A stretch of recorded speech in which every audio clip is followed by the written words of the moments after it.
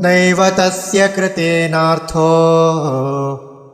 नाकृतेनेह कश्चन न चास्य सर्वभूतेषु कश्चिदर्थव्यपाश्रयः न एव तस्य कृतेन अर्थः न अकृतेन इह कश्चन न च अस्य सर्वभूतेषु कश्चित् अर्थव्यपाश्रयः नैव तस्य कृतेनार्थो नैव तस्य कृतेनार्थो नाकृतेनेह कश्चन नाकृतेनेह कश्चन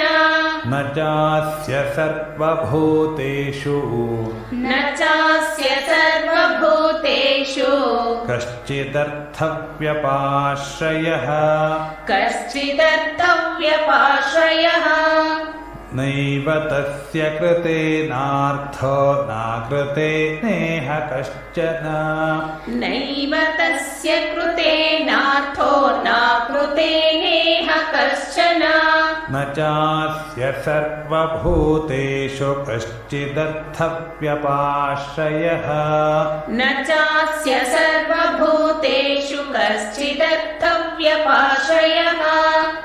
नैव तस्य कृतेनार्थो नाकृतेनेह कश्चन न चास्य सर्वभूतेषु कश्चिदर्थव्यपाश्रयः नैव तस्य कृतेनार्थो नाकृतेनेह कश्चन न चास्य सर्वभूतेषु कश्चिदर्थव्यपाश्रयः